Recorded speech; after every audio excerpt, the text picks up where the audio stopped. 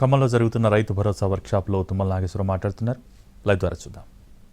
గౌరవ ముఖ్యమంత్రి గారు రేవంత్ రెడ్డి గారు పిసిసి అధ్యక్షుడిగా కాంగ్రెస్ పార్టీ ఈ రాష్ట్ర ప్రజలకు ఇచ్చినటువంటి రైతులకు ఇచ్చినటువంటి హామీని పురస్కరించుకొని బట్టి గారు చెప్పినట్లుగానే మొన్న ప్రభుత్వంలో రానటువంటి రైతు బంధుని కష్టమైనా సరే 7,500 కోట్లు రామకృష్ణారావు గారు రిలీజ్ చేసి మీ ఖాతాలో వేశారు.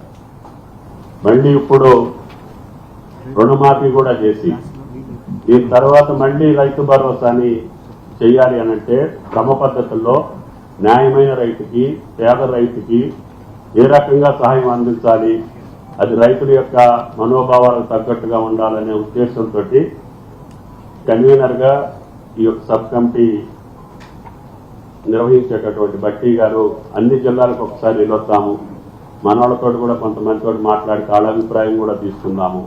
మనం ఏకపక్షంగా మనం ఇట్లా చేద్దాం అట్లా చేద్దామని మనం ఏమనుకోవద్దు. ప్రభుత్వం ఓపెన్ మైండ్ తోటి ఉంది కాబట్టి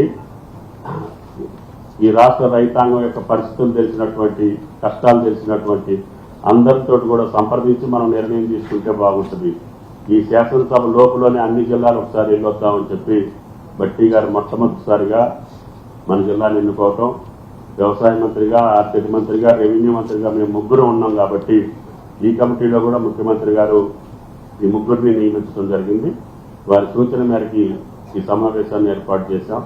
కాబట్టి దయచేసి బట్టి గారు చెప్పినట్టుగా మీ మనసులో ఉన్నది ఏది చేస్తే పక్క రైతులకి, చిన్న రైతులకి, సన్నకారు రైతులకి ఈ న్యాయం జరుగుద్ది, వాళ్ళకి ఏ రకమైనటువంటి వెసులుబాటు ఇవ్వగలుగుతుంది ఈ ప్రభుత్వం అనేది మీ మనసుల్లో మాట చెప్పాలని చెప్పి విజ్ఞప్తి చేస్తూ, ప్రభుత్వానికి ఈ రోజుకి ఏ ఆలోచన చేయలేదు.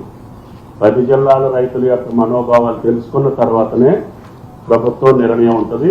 కాబట్టి దాని గురించి పేపర్లో వచ్చేదో లేదో మీడియాలో వచ్చేవి ఏది కూడా వాస్తవం కాదని చెప్పి మీకు చెప్పదలుచుకున్నాం. Thank you.